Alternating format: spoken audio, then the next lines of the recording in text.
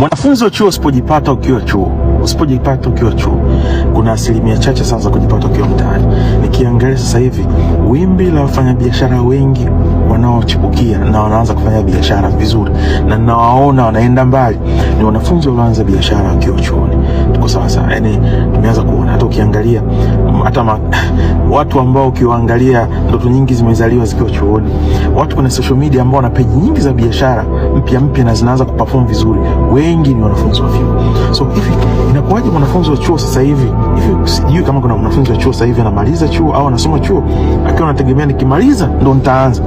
Maana kiukweli unaona watu wanapanga barabarani interview, tuko sawa kwenye maduka interview mitangazo nafasi chache, lakini watu wanaenda mshahara mdogo 200,000, 1,500,000, 3,000, tuko sawa, lakini watu wanajazana hivi, sio taasisi. So umeshaanza kupata hiyo picture hivi, na relaxije mwanafunzi.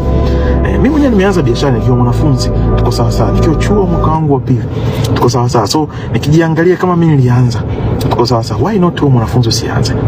Tuko sawa, why? Kwa sababu mwanafunzi najua wa chuo wengi hawajabana darasani, uingii masaa yote saa 1 mpaka saa 12. Ni vyuo vichache sana. Yaani katika vyuo 100 unakuta ni vyuo kimoja au viwili ndio vinaweza kuwa na ratiba hiyo kama shule ya msingi.